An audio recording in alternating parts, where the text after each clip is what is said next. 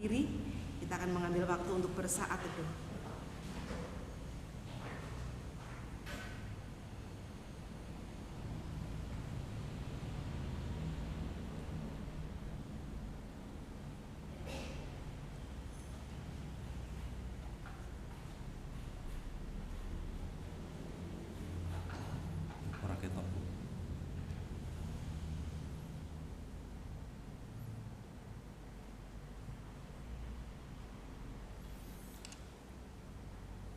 Saudara dalam kasih Tuhan, kami menyambut saudara sekalian untuk datang menghadap Tuhan, dan kebaktian kita pada pagi hari ini kita mau landaskan pada pengakuan bahwa pertolongan kita datangnya dari Tuhan yang menciptakan langit dan bumi, yang kasih setianya kekal untuk selama-lamanya, dan yang tidak pernah meninggalkan perbuatan tangannya. Amin.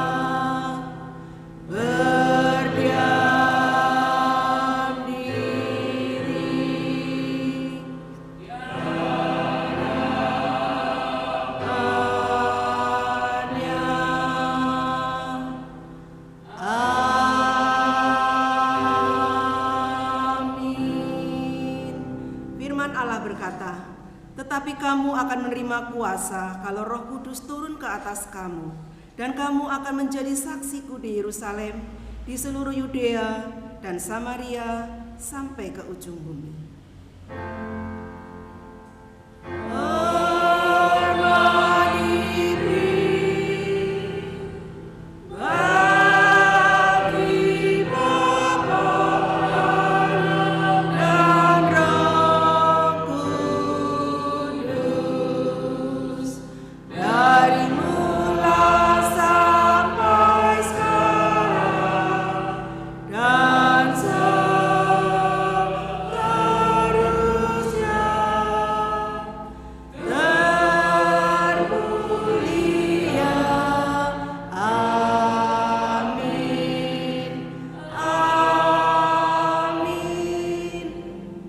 Bersama yang terambil di dalam KPPK halaman 711, buah Roh Kudus.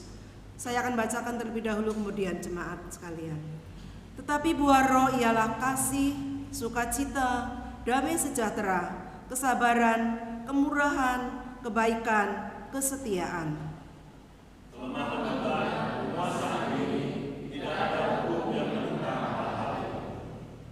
Barang siapa menjadi milik Kristus Yesus, Ia telah menyalibkan daging dengan segala hawa nafsu dan keinginannya.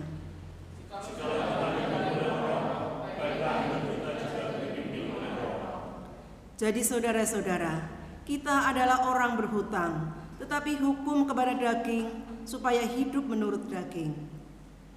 Sebab jika kamu hidup menurut daging, kamu akan mati, tetapi jika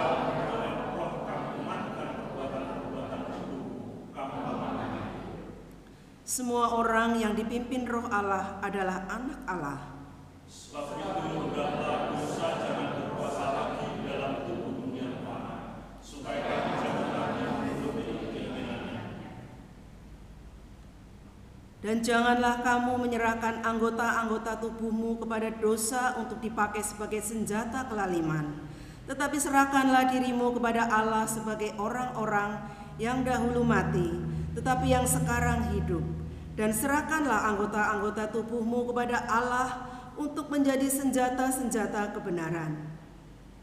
Sebab kamu tidak akan dikuasai lagi oleh dosa, karena kamu tidak berada di bawah hukum Taurat, tetapi di bawah kasih karunia.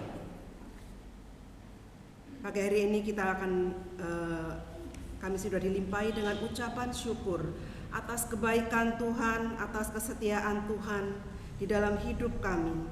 Kami bawa pujian ini, kita akan bersama-sama meninggikan nama Tuhan. Kupujimu Tuhan.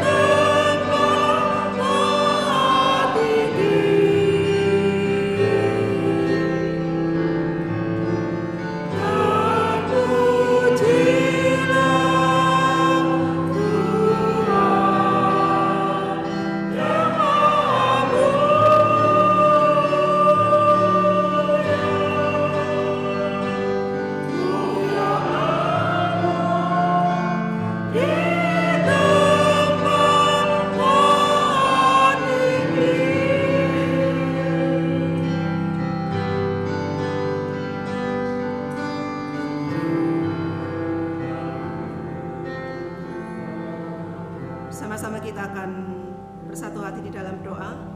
Doa syafaat pagi ini akan dipimpin oleh Saudari Migung, kami persilakan.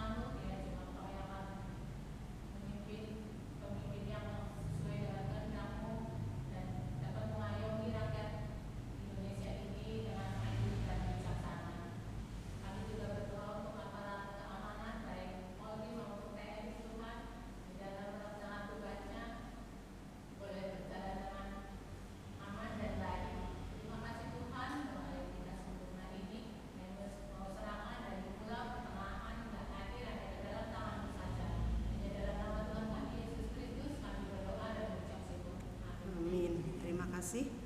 Kami masih tetap berdiri, kita akan membuka Alkitab yang terambil di dalam Matius 28 ayat 16 sampai 20. Untuk ayat yang ke-16 dibacakan oleh kaum pria, kemudian ayat yang 17 dibacakan oleh kaum wanita. Kami persilahkan.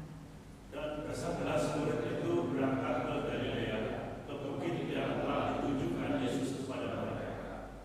Ketika melihat Dia, mereka menyembahnya, tetapi beberapa orang ragu-ragu.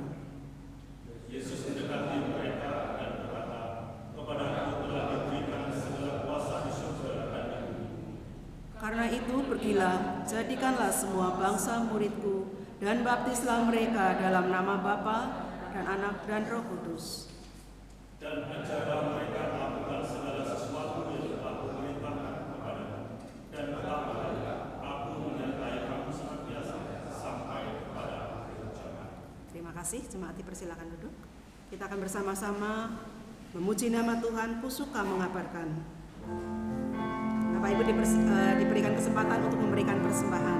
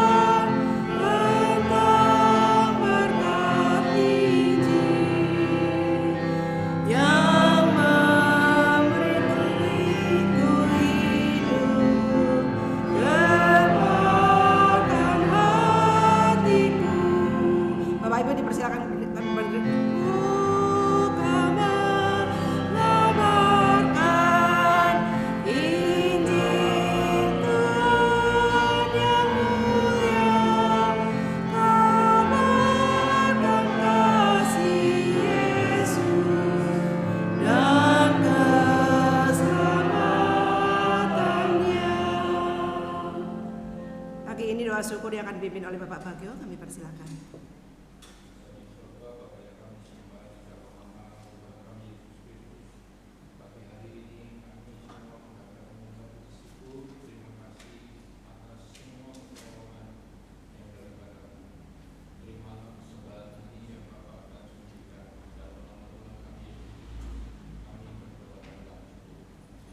Amin. Terima kasih. Kita akan bersama-sama mempersiapkan hati kita untuk mendengarkan kebenaran firman Tuhan yang akan disampaikan oleh hambanya Bapak Pendeta Hadi. Namun untuk mempersiapkannya kita akan bersama-sama memuji nama Tuhan. Penuhiku dengan firman-Mu.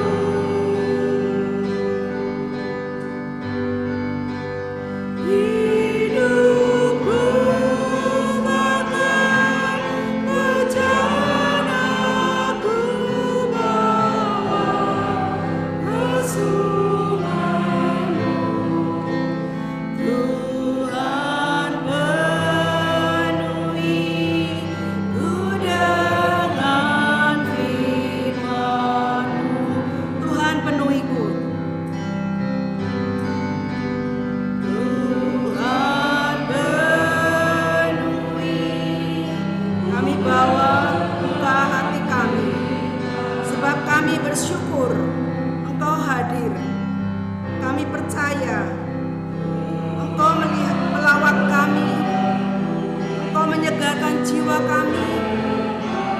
Penuhi dengan firman-Mu Tuhan pagi ini. Hati kami ingin seperti bejana.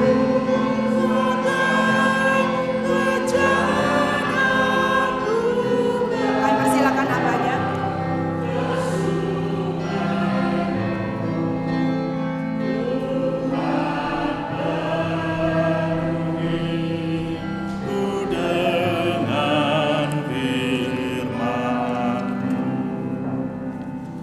Sekalian mari kita berdoa. Bapa kami yang di dalam surga, Tuhan, kami mengucap syukur. Pada pagi hari ini kami boleh kembali datang ke rumah-Mu Tuhan, untuk beribadah bersama-sama, untuk memuji dan menyembah Engkau. Dan kami serahkan Tuhan untuk pemberitaan firman-Mu pada pagi hari ini.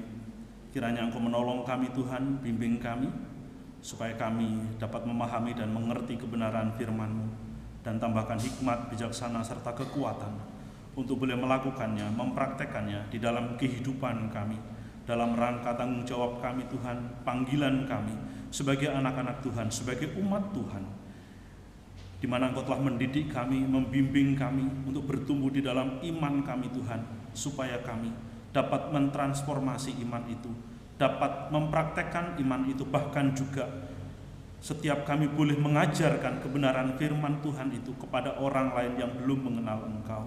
Dan terlebih lagi Tuhan, berikan kekuatan kepada kami untuk menjadi pelaku-pelaku kebenaran firman-Mu, supaya melalui kehidupan setiap kami anak-anak-Mu Tuhan, nama Tuhan dipermuliakan. Urapi hamba-Mu, pakai hamba-Mu yang penuh dengan kelemahan dan keterbatasan ini Tuhan. Urapi bibir mulutnya untuk menyampaikan sabda Tuhan. Di dalam nama Tuhan Yesus kami berdoa dan bersyukur. Amin. Shalom jemaat yang dikasihi oleh Tuhan. Tema kita pada pagi hari ini yaitu pergi dan jadikan murid. Saya akan membacakan sekali lagi bagian firman Tuhan yang akan kita renungkan pada pagi hari ini yang sudah kita baca bersama tadi, yang terambil di dalam Matius pasal yang ke-28 ayat 16 sampai dengan ayat yang ke-20. Perintah untuk memberitakan Injil. Dan ke-11 murid itu berangkat ke Galilea, ke bukit yang telah ditunjukkan Yesus kepada mereka. Ketika melihat Dia, mereka menyembahnya, tetapi beberapa orang ragu-ragu. Yesus mendekati mereka dan berkata, "Kepadaku telah diberikan segala kuasa di surga dan di bumi. Karena itu pergilah, jadikanlah semua bangsa muridku, dan baptislah mereka dalam nama Bapa dan Anak dan Roh Kudus." Saya ulangi sekali lagi ayat 19. Karena itu pergilah, jadikanlah semua bangsa muridku, dan baptislah mereka dalam nama Bapa dan Anak dan Roh Kudus. Dan ajarlah mereka melakukan segala sesuatu yang telah kuperintahkan kepadamu. Dan ketahuilah, aku menyertai kamu senantiasa sampai kepada akhir zaman. Bapak Ibu Saudaraku yang dikasihi oleh Tuhan, kenapa ayat yang ke-19 ini saya baca 2 kali? Karena inilah yang akan menjadi pusat perenungan kita di dalam ayat ini, di mana Tuhan Yesus memberikan sebuah perintah yang sangat jelas, yaitu pergilah, jadikanlah semua bangsa muridku. Dan itulah yang menjadi dasar kenapa tema kita pada pagi hari ini, pergi dan jadikan murid. Saudara-saudaraku yang dikasihi oleh Tuhan, berbicara tentang murid saya tidak perlu menjelaskan, karena kita semua pernah menjadi murid. Bahkan juga sebagian besar di antara kita sejak hari ini kita masih statusnya sebagai pelajar, artinya sebagai murid. Yang mau saya katakan adalah ketika kita memasuki minggu pertama di dalam bulan Januari ini, kita sudah berbicara tentang bagaimana Tuhan Yesus memanggil murid-muridnya, karena tema besar gereja kita tahun ini yaitu kembali kepada pemuritan. Bahwa ketika Tuhan Yesus memanggil murid-muridnya, ke-12 orang dipanggil untuk menjadi murid, secara pribadi mereka dibimbing, ke-12 orang itu dibimbing setiap hari bersama-sama dengan Yesus Kristus untuk belajar, untuk mendapatkan pengajaran yang daripada Tuhan tentang Injil keselamatan.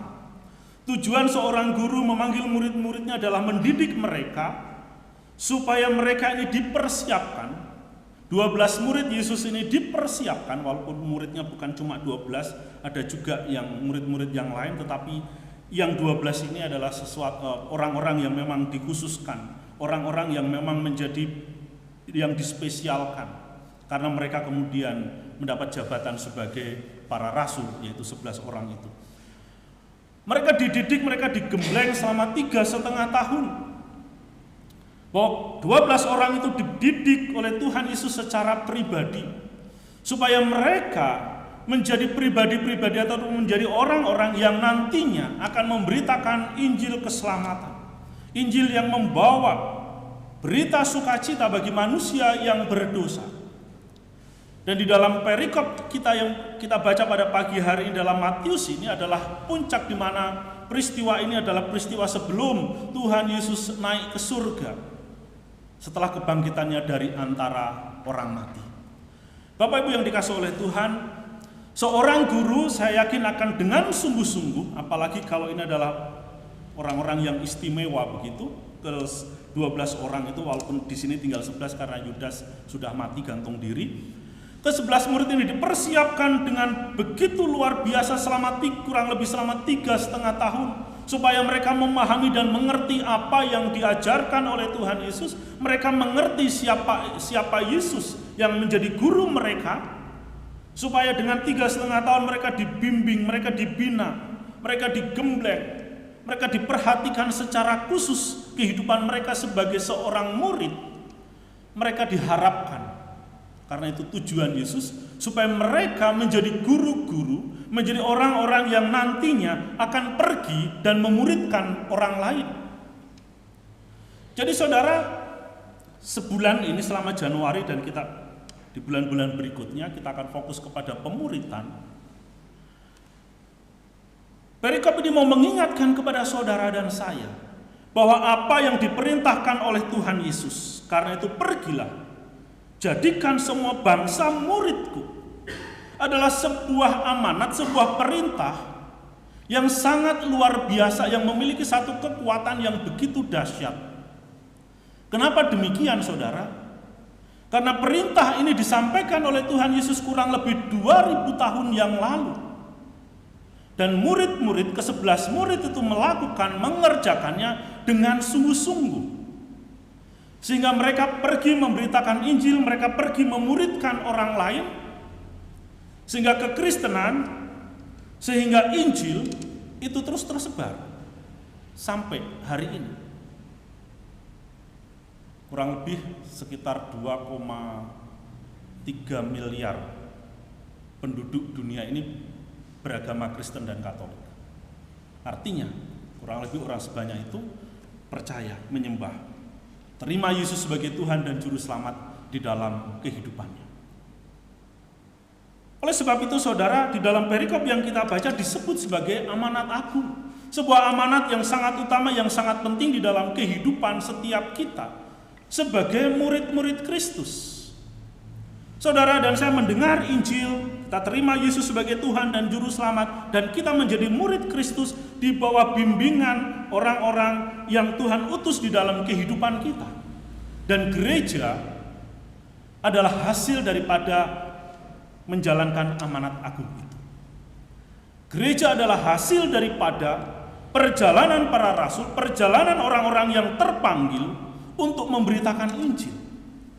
Sehingga gereja menjadi satu wadah untuk kita bersama-sama belajar akan kebenaran firman Tuhan, tempat di mana kita menjadi murid, kita dididik untuk menjadi pribadi-pribadi yang sungguh-sungguh mau menjalankan apa yang Tuhan perintahkan di dalam kehidupan setiap kita.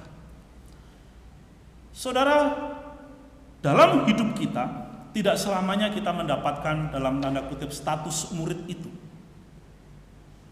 Oleh sebab itu kalau di dalam jenjang pendidikan ada yang namanya lulus SD, lulus SMP, lulus SMA, lulus kuliah dan lain sebagainya. Walaupun kita sepakat bahwa belajar itu proses seumur hidup.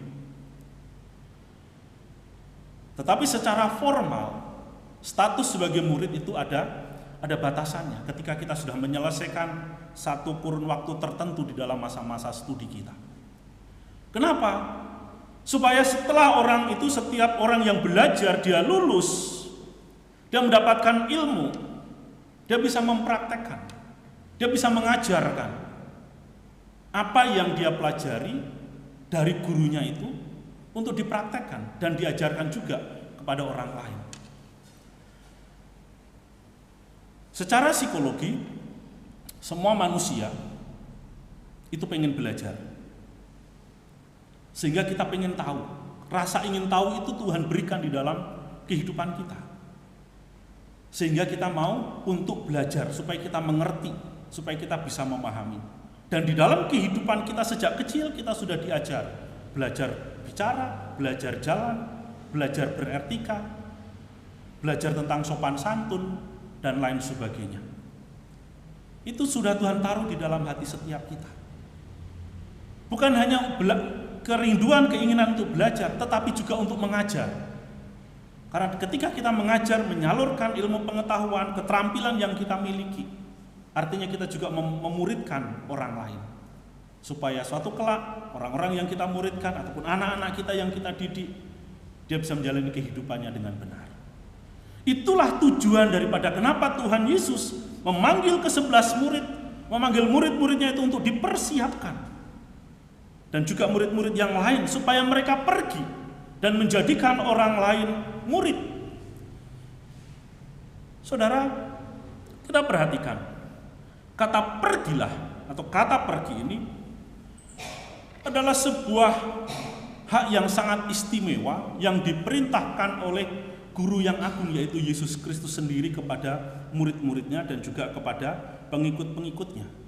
Kalau di dalam konteks ini 11 murid Yesus dan juga murid-murid yang lain yang tidak disebutkan berapa jumlahnya, tetapi itu bukan sesuatu yang penting, tetapi mereka hadir di sana untuk menyaksikan kenaikan Tuhan Yesus ke surga. Sebuah amanat, sebuah perintah yang sangat mulia, yang sangat agung, sehingga mereka mau taat mengerjakan dan melakukannya. Peristiwa ini menggambarkan sebuah utusan, sebuah boleh dikatakan upacara pengutusan bagi murid-murid yang dianggap sudah menyelesaikan segala tugas tanggung jawab mereka sebagai murid dan mereka siap untuk diutus. Sehingga mereka menjalankan amanat itu dengan bertanggung jawab di hadapan Tuhan.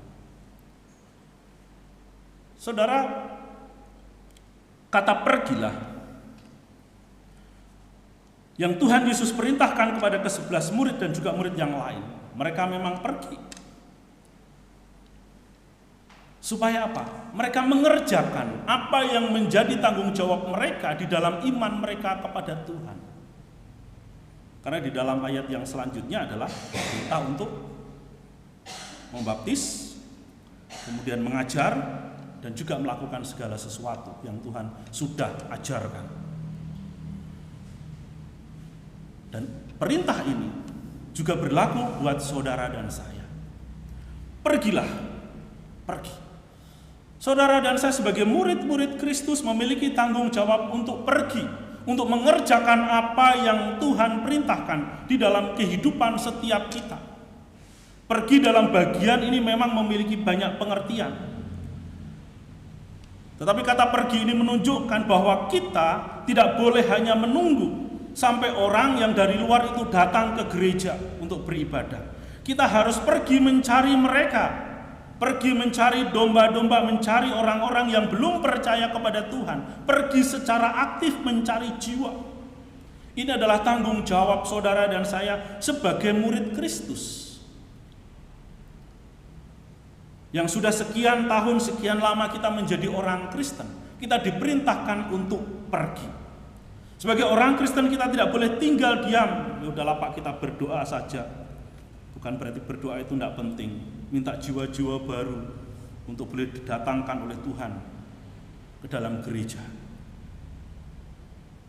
Tidak ada salahnya berdoa, tetapi berdoa juga harus disertai dengan tindakan. Pergi. Oleh sebab itu setiap kali saya angkat tangan untuk doa berkat, pulanglah.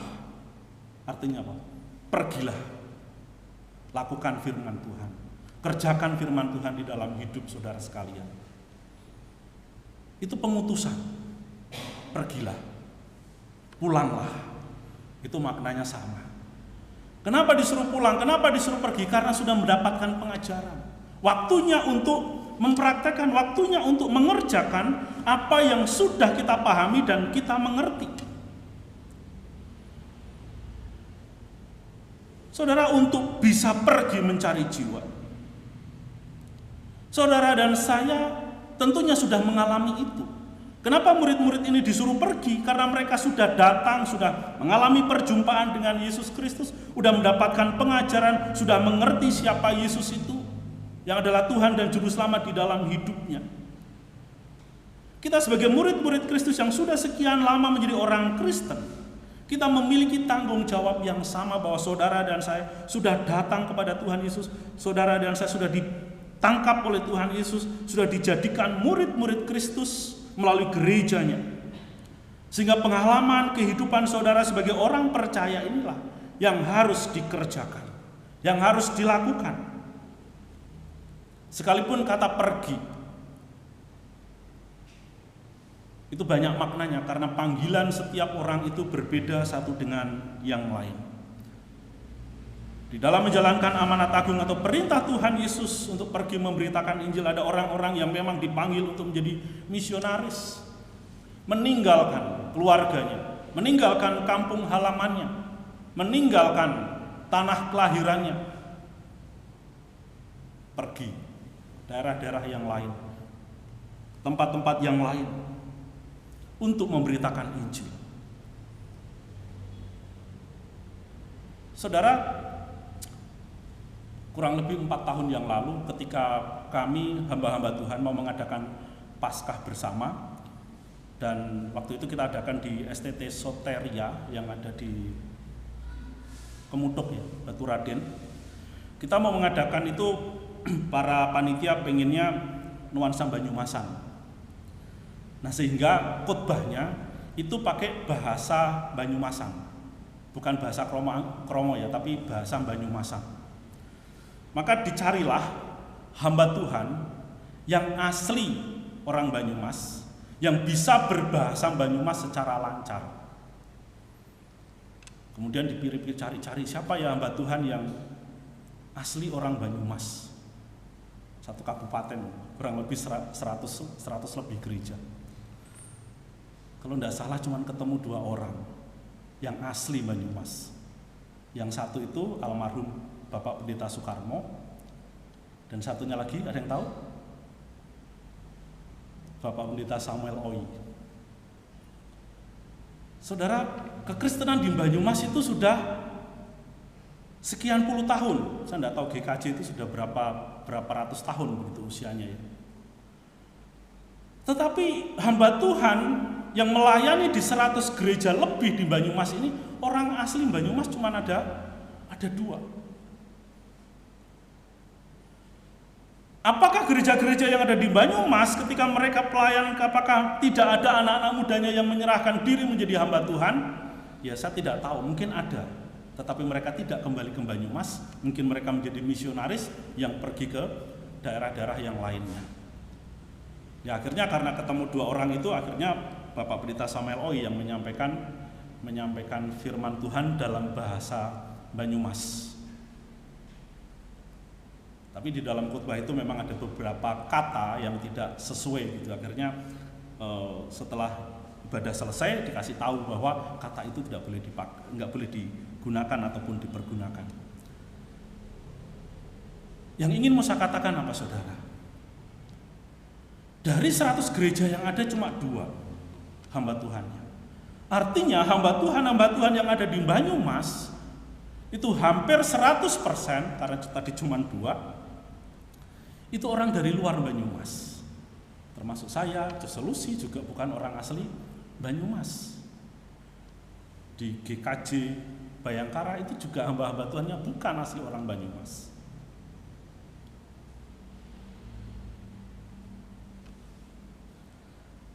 Mungkin mereka melakukan pemberitaan firman Tuhan, dan anak-anak mudanya yang menyerahkan diri menjadi hamba Tuhan mereka pergi menjadi misionaris, melakukan pemberitaan Injil atau menjadi hamba-hamba Tuhan di luar daerah.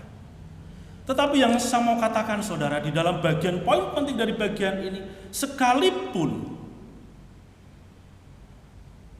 yang melayani di gereja-gereja yang ada di Banyumas ini adalah orang-orang di luar Banyumas, tetapi mereka adalah orang-orang yang diutus oleh Tuhan untuk memberitakan Injil. Mereka telah pergi dari daerahnya masing-masing datang ke Banyumas untuk memberitakan firman Tuhan. Mereka pergi melakukan seperti apa yang Tuhan perintahkan. Mereka menyerahkan seluruh hidupnya dengan penuh waktu itu untuk menjadi hamba-hamba Tuhan yang ada di wilayah Banyumas. Mereka mengajar.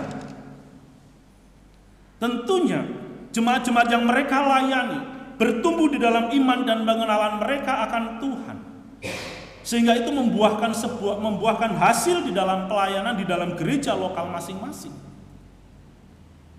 Nah, sehingga di dalam gereja lokal itu jemaat bertumbuh di dalam iman dan pengenalan akan Tuhan, sehingga ketika mereka keluar dari gereja, keluar dari jam ibadah, atau mungkin juga di dalam proses pelayanan kehidupan gereja, mereka bertumbuh menjadi orang-orang yang juga mengajar. Artinya bahwa setiap anggota jemaat tidak hanya dipanggil untuk menjadi murid yang hanya mendengar, yang hanya belajar, tetapi juga dipanggil untuk menjadi guru, untuk menjadi pengajar yang bisa melakukan, yang bisa mengajarkan kebenaran firman Tuhan. Mereka yang sungguh-sungguh belajar akan kebenaran firman Tuhan dan mau mengajar, mungkin mereka menjadi pemimpin-pemimpin kelompok kecil. Mereka menjadi pemimpin-pemimpin kelompok KTP. Mungkin mereka juga menjadi pemimpin-pemimpin di kelompok-kelompok doa, kelompok-kelompok PA. Dan yang terlebih lagi yang tidak boleh kita lupakan adalah menjadi pemimpin rohani di dalam kehidupan keluarga. Saudara pergi mempraktekkan, mengerjakan apa yang Tuhan mau untuk kita kerjakan dalam status kita sebagai murid Kristus. Saudara dan saya diutus paling tidak ke dalam keluarga kita masing-masing. Kita pergi mempraktekkan firman Tuhan, memberitakan firman Tuhan, mengajarkan firman Tuhan. Itu di dalam keluarga kita masing-masing. Kenapa? Karena di dalam keluarga kita masing-masing itu Tuhan juga percayakan jiwa-jiwa yang membutuhkan keselamatan. Oleh sebab itu saudara, tanggung jawab ini tidak boleh kita lupakan. Kita jangan menjadi orang-orang Kristen yang hanya di tempat saja. Artinya ya nggak ngapa-ngapain. Hari Minggu datang ke gereja, pulang, tetapi tidak mengerjakan firman Tuhan, tidak mempraktekkan firman Tuhan dalam kehidupan rumah tangga kita masing-masing.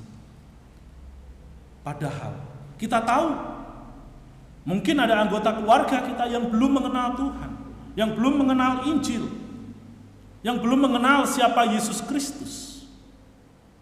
Maka perintah Tuhan Yesus dalam hidup kita, pergi, itu harus kita lakukan, harus kita kerjakan dalam tanggung jawab kita masing-masing. Bukan hanya di dalam keluarga, mungkin ada lingkup kecil dengan teman-teman dekat kita di sekolah, dengan teman-teman bermain, dengan rekan kerja, mungkin teman bisnis yang belum mengenal Tuhan. Apalagi saudara di kondisi zaman yang serba maju ini, penyerangan terhadap iman Kristen itu semakin masif, semakin banyak, semakin brutal. Disinilah tanggung jawab kita untuk membuktikan bahwa kehidupan iman Kristen, kekristenan kita itu tidak seperti apa yang mereka dengar, yang mereka bayangkan, yang dari orang lain yang tidak mengenal, tetapi dari orang-orang yang memang berusaha untuk menghancurkan kekristenan, untuk menyerang tentang iman Kristen. Inilah yang saatnya buat saudara dan saya.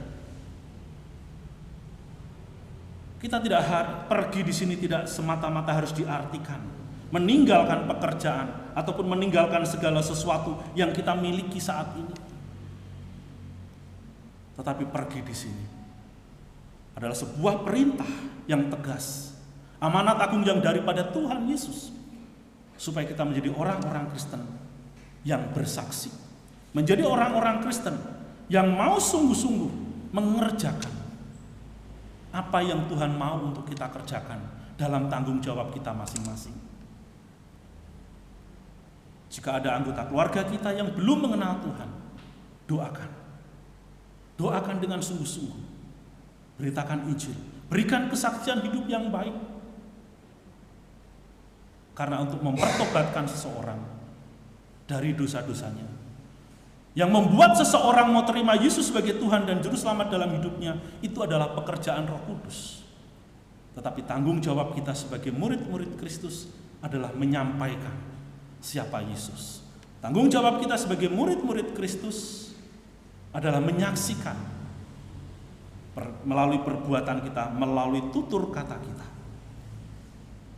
Kita harus menyediakan waktu untuk menjadi pelaku-pelaku firman Tuhan di dalam kehidupan setiap kita. Saudaraku yang dikasihi oleh Tuhan, itulah makna daripada kata pergilah. Artinya jangan menjadi orang Kristen yang hanya berdiam diri saja. Kemudian di dalam ayat yang ke-19 itu juga dikatakan, jadikanlah semua bangsa muridku. Menjadikan murid. Saudara, tanggung jawab ataupun tugas utama seorang murid itu adalah belajar. Itu sama seperti yang saudara dan saya sudah lakukan, sudah alami sebagai pengikut-pengikut Kristus. Kita disebut sebagai murid-murid Kristus. Dalam hidup kita mau terus-menerus belajar. Tujuannya apa? Supaya kita bisa mengajar orang lain. Tujuannya apa? Supaya kita menjadi guru bagi orang lain. Walaupun tidak semua orang dipanggil menjadi guru secara formal, misalkan seperti saya, Jose Lucy, Ibu Rita, adalah guru Injil yang secara formal, ataupun juga guru agama, itu adalah guru secara formal, tetapi menjadi guru-guru agama secara non-formal. Itu juga adalah panggilan dan tanggung jawab kita. Menjadikan orang lain murid, itu adalah bagian utama daripada amanat agung yang menjadikan semua bangsa murid Tuhan Yesus. Saudara, maknanya apa? Kenapa Tuhan Yesus menyuruh murid-muridnya untuk pergi menjadikan semua bangsa murid? Dan ketika tadi saya katakan, ketika mereka mengerjakannya, melakukannya, Injil itu terus tersebar sampai hari ini. Dan jumlah orang Kristen itu sudah saya sebutkan tadi. Artinya bahwa Injil itu tidak hanya untuk orang Yahudi saja. Bahwa Kristus lahir ke dalam dunia ini, itu memang dia diutus untuk umat Yahudi, untuk menyelamatkan umat Yahudi, supaya umat Yahudi itu bertobat, meninggalkan dosa mereka, menerima Yesus Kristus sebagai Tuhan dan Juru Selamat, yang telah mati di atas kayu salib, yang telah bangkit dari antara orang mati, yang telah naik ke surga. Yesus memang pernah menyatakan bahwa aku diutus ke tengah-tengah umatku, yaitu umat Tuhan, yaitu umat Yahudi. Tetapi karya keselamatan Yesus Kristus tidak ditutup hanya untuk orang Yahudi. Sehingga Tuhan Yesus memanggil murid-muridnya, mendidik, menggembleng 12 orang yang menjadi rasul, dan juga pengikut-pengikut yang lain, murid-murid yang lain. Mereka dipersiapkan untuk memberitakan Injil. Kemana? Dikatakan, jadikan semua bangsa muridku. Artinya karya keselamatan yang dikerjakan oleh Yesus Kristus itu berlaku untuk semua manusia. Bukan hanya untuk umat Yahudi, tetapi untuk semua manusia yang berdosa membutuhkan karya keselamatan Yesus Kristus. Oleh sebab itu Yesus mengatakan, akulah jalan, keselamatan, dan hidup.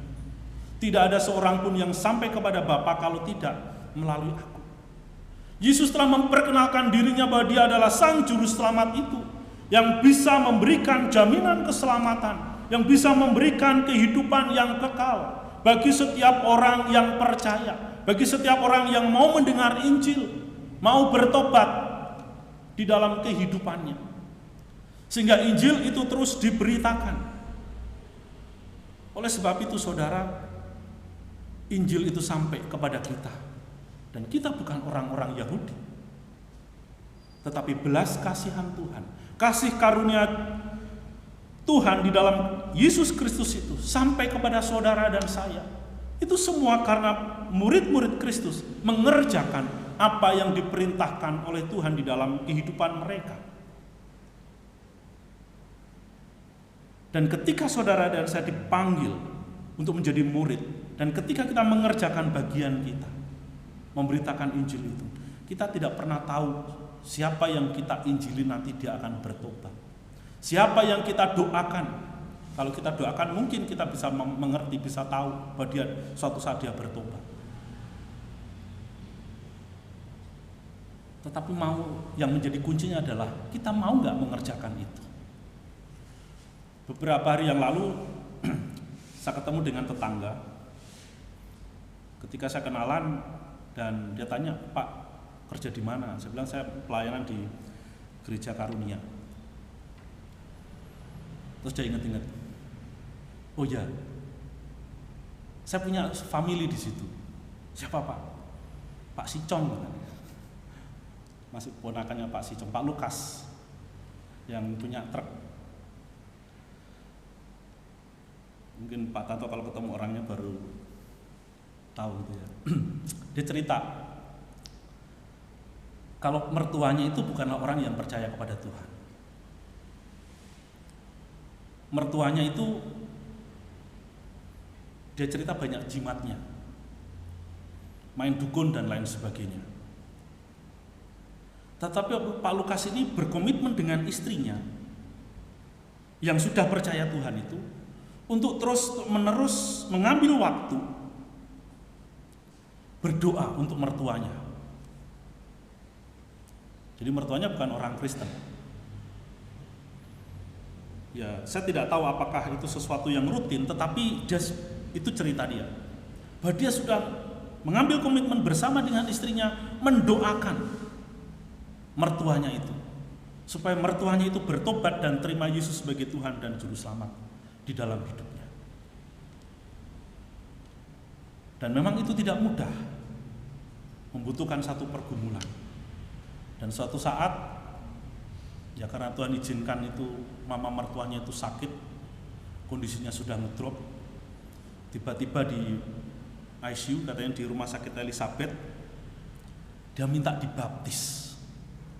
Dia mau terima Yesus sebagai Tuhan dan Juru Selamat hidupnya di detik-detik terakhir hidupnya. Saudara, Pak Lukas ini mengerjakan apa yang menjadi bagiannya. Mungkin dia tidak memberitakan Injil secara langsung, tetapi dia bersehati dengan istrinya, mendoakan anggota keluarganya yang belum percaya kepada Tuhan. Dan Roh Kudus bekerja di dalam hati ibu tersebut. Jadi saudaraku yang dikasihi oleh Tuhan, kekuatan Injil yang menyelamatkan manusia, kekuatannya tidak pernah berubah. Ketika Injil itu terus diberitakan, ketika kita terus-menerus melibatkan Tuhan Yesus di dalam kehidupan, pelayanan, dan panggilan kita, maka orang-orang yang memang sudah ditetapkan oleh Allah untuk diselamatkan, untuk memperoleh anugerah keselamatan di dalam iman kepada Yesus Kristus, akan Tuhan kerjakan. Roh Kudus sampai hari ini terus bekerja di dalam kehidupan setiap orang Kristen, di dalam kehidupan saudara dan saya, ketika kita mau terus-menerus mengerjakan pekerjaan Tuhan.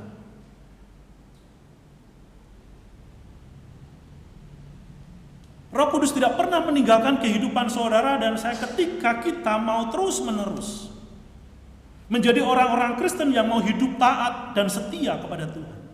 Roh Kudus terus bekerja di dalam kehidupan saudara dan saya. Ia akan terus membimbing kita, menolong kita, memberikan kekuatan kepada setiap kita di dalam menghadapi berbagai macam persoalan di dalam hidup kita, supaya kita menjadi pribadi-pribadi yang terus taat dan setia di dalam mengerjakan pekerjaan Tuhan itu. Saudara, menjadikan orang lain menjadi murid itu memang tidak mudah. Tetapi sekali lagi, bahwa saudara harus dipanggil untuk menjadi guru-guru dalam pengertian kapasitas kita masing-masing.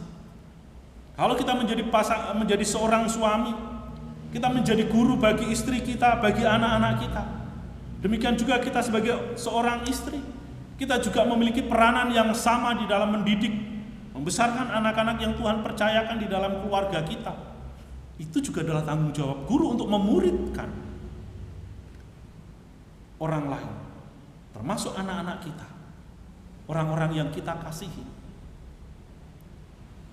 Karena kekristenan, saudara, termasuk gereja bisa bertumbuh ketika pemuritan itu terjadi. Sebuah keluarga akan tumbuh menjadi keluarga Kristen yang taat dan setia ketika pemuritan di dalam keluarga itu terjadi. Ketika orang tua bersehati untuk membawa anak-anaknya kepada Tuhan. Tiap minggu diantar ke gereja. Untuk apa? Untuk sekolah minggu. Sejak kecil orang tua memiliki peranan itu. Memaksa anaknya bangun dari tidurnya, memandikannya, mempersiapkan, bawa dia ke gereja. Karena itu adalah tanggung jawab kita untuk memuridkan dia, untuk menggembleng dia. Walaupun mungkin juga kalau kadang-kadang kalau masih kecil begitu dia senang, tapi udah mulai gede, udah mulai tahu main HP, mulai males-malesan. Tapi harus dipaksa. Supaya apa? Supaya dia memahami, mengerti, dia bertumbuh di dalam iman dan pengenalannya akan Tuhan. Tetapi itu seringkali tidak dikerjakan oleh orang tua. Sehingga pemuritan di dalam keluarga Kristen itu tidak terjadi dengan baik. Tetapi setiap keluarga Kristen yang melakukan pemuritan terhadap anggota keluarganya, gereja itu bisa bertumbuh. Kenapa? Karena ada regenerasi. Dan ketika anak-anak itu bertumbuh di dalam iman mereka, dia juga bisa membawa pengaruh kepada teman-temannya di sekolah yang mungkin belum mengenal Tuhan. Anak-anak itu berinteraksi karena sifat anak itu mau belajar, mau mencontoh, mau meniru, pengen mengerti. Sehingga kalau anak-anak itu sudah dididik untuk hidup di dalam kebenaran, sesuai dengan kebenaran firman Tuhan, maka kehidupannya bisa menjadi saksi bagi teman-temannya di sekolah. Saudara, tanggung jawab kita sebagai orang-orang Kristen menjadikan orang lain murid, ini memang sesuatu yang sangat kompleks. Tetapi saya mau katakan bahwa pemuritan, menjadikan orang lain murid, adalah tanggung jawab utama gereja, di dalam hal ini orang Kristen. Kalau saudara dan saya mengaku sebagai orang Kristen, maka kita memiliki tanggung jawab itu. Dan jangan abaikan, karena ini adalah amanat agung Tuhan Yesus. Ini adalah perintah Tuhan Yesus secara langsung di dalam kehidupan setiap kita. Dia menyampaikan kepada para rasul disampaikan kepada orang-orang Kristen, dan sampai hari ini gereja menerima tanggung jawab itu. Memang tidak semua kita harus menjadi hamba Tuhan penuh waktu, tetapi tanggung jawab pemuritan untuk mendidik, untuk mengajarkan firman Tuhan, itu adalah tanggung jawab kita sebagai murid-murid Kristus. Karena kalau itu tidak kita kerjakan, ini yang seringkali saya katakan, kita berdosa secara pasif, tidak melakukan apa-apa. Oleh sebab itu Tuhan Yesus memerintahkan, pergilah, jadikan semua bangsa muridku. Kiranya kita boleh bersama-sama meresponi akan panggilan Tuhan ini, dan kita mau menjadi orang-orang Kristen yang mau sungguh-sungguh bertanggung jawab di dalam kehidupan kita. Kiranya Tuhan memberkati. Amin. Mari kita berdoa. Bapa kami yang di dalam surga, Tuhan, kami mengucap syukur untuk kebenaran firman-Mu yang boleh kami baca dan kami renungkan pada pagi hari ini, di mana Engkau mengingatkan kami, Tuhan, mengajarkan kepada setiap kami akan tanggung jawab kami, Tuhan, supaya kami pergi dan menjadikan semua orang murid-Mu. Oleh sebab itu Tuhan, kiranya Engkau teguhkan akan panggilan kami sebagai jemaat-Mu dalam kapasitas dan status kami masing-masing, supaya kami dengan takut dan gentar kami mengerjakannya di hadapan-Mu.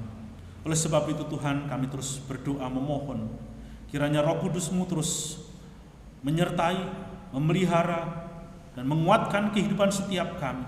Terlebih-lebih Bapa, kiranya Roh Kudus-Mu boleh memberikan pertumbuhan iman rohani dalam hidup setiap kami, membimbing kami Tuhan. Kami boleh menjadi anak-anak Tuhan yang terus berbuah bagi kemuliaan akan nama-Mu Tuhan. Engkau terus menolong kami Tuhan, supaya kami tetap mengerjakan apa yang menjadi bagian kami Tuhan dengan sungguh-sungguh untuk kemuliaan nama-Mu. Terima kasih Bapa. Inilah doa kami. Di dalam nama Tuhan kami Yesus Kristus kami berdoa dan mengucap syukur. Amin. Terima kasih. Waktu saya kembalikan kepada Ibu Karsia. Tuhan Yesus memberkati.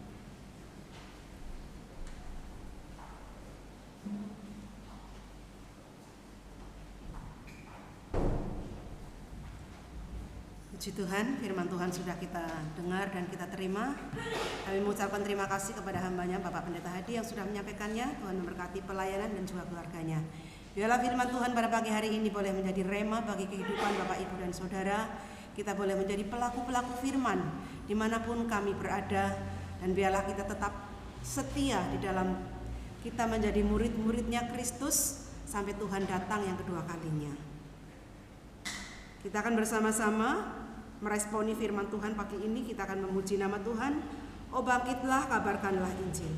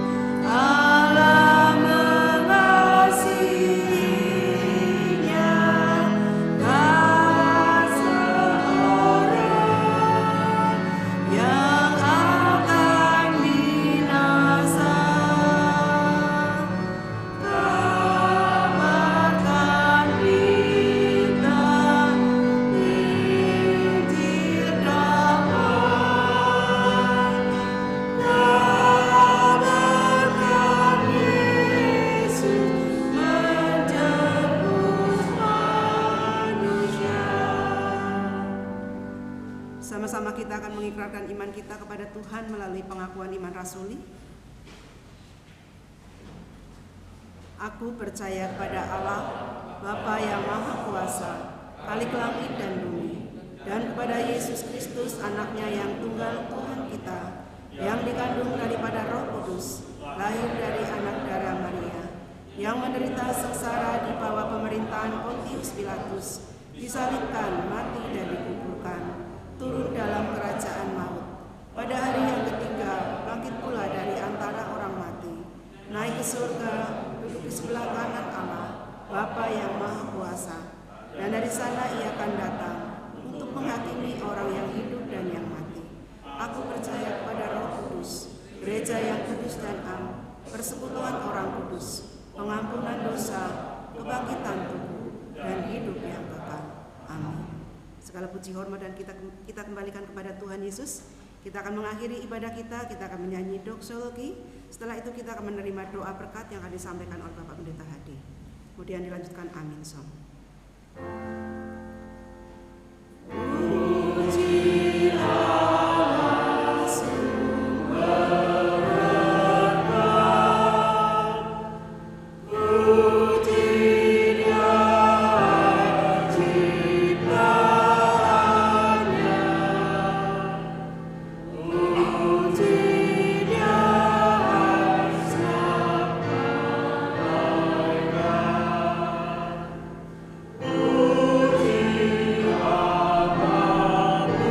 Putra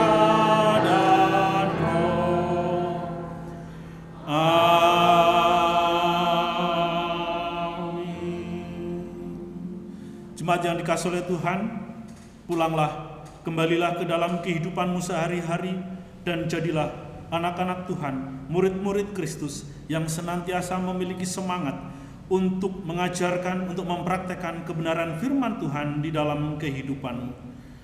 Arahkanlah hatimu kepada Tuhan dan terimalah berkat-Nya. Kiranya Tuhan memberkati engkau dan melindungi engkau. Kiranya Tuhan menyinari engkau dengan wajah-Nya dan memberi engkau kasih karunia. Kiranya Tuhan menghadapkan wajah-Nya kepadamu dan memberi engkau damai sejahtera dari sekarang sampai selama-lamanya. Amin.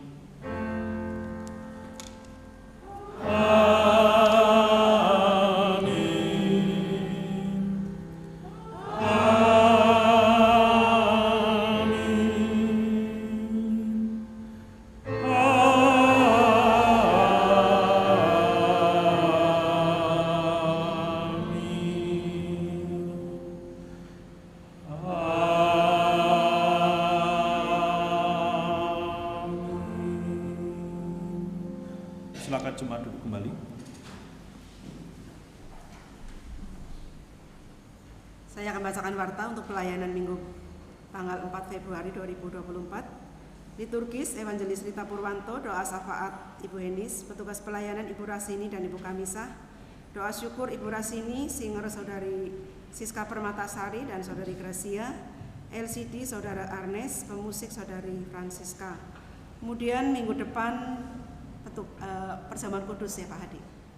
Perjamuan kudus untuk petugas perjamuan nanti menyusul. Untuk warta Yud, ibadah Yud setiap Sabtu 3 Februari 2024, MC Saudari Intan, petugas persembahan Saudara Alan, LCD Saudari Tiara, petugas sound system Saudara Evan, pemusik Saudari Francisca. Untuk persekutuan